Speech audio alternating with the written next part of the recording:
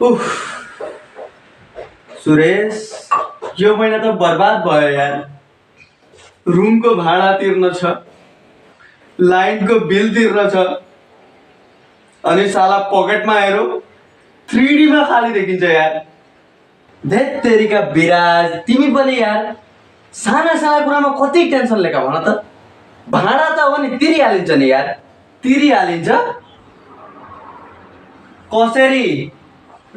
तेरा बाबुको नोट छाप्ने मसिन छ कि क्या?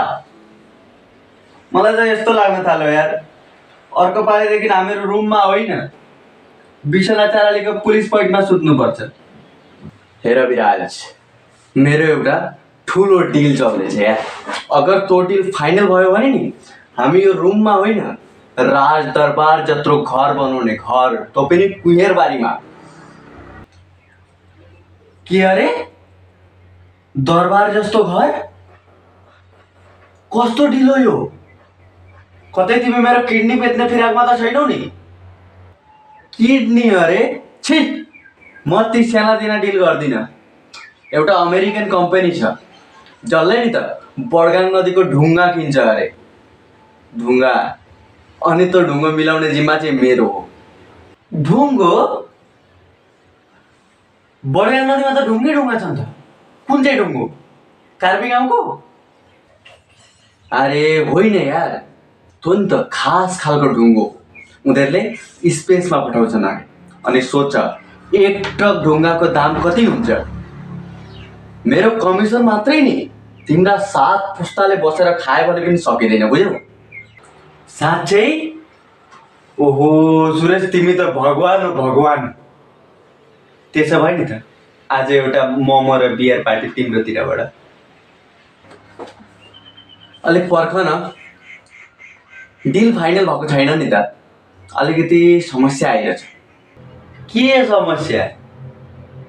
के अमेरिकाले ढुङ्गा मन पराएन? होइन यार, कुरो के भयो भने नि त, उनीहरू त्यो ढुङ्गा लैजानलाई रकेट पठाउने अरे। अनि त्यो रकेट पार्किङ गर्नलाई ठाउँ नै छैन यार। अनि तिमीलाई त थाहा नै छ मिसन चारालीको ट्राफिक। रकेट पार्किङको त कुरै छोड न यार तिमी। के अरे, रकेट पार्किङ? अरे सुरेश, के तिमीले मलाई उल्लु सोचेका छौ? मिसन चारालीको बाटैमा कतै रकेट कुद्छ? अरे यार, मैले भनेको त त्यही हो नि त यार। तर उनीहरू हेर न, मान्दैनन्। त्यही कारणले नि त त्यो डिल अहिले होल्डमा राखेको छ यार। तेरा डिल र तेरा गफ, हाय हाय। बरु मलाई 100 रुपियाँ धार दे, मैगी ल्याएर खान्छु म। भोकले भुँडीमा मुसा होइन, हात्ती कुद्न थालिसके। 100 रुपियाँ? हेर न, मसँग त अहिले 10 रुपियाँ मात्रै छ।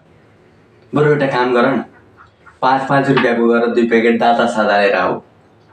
तिमीलाई पनि हुन्छ, मलाई पनि हुन्छ।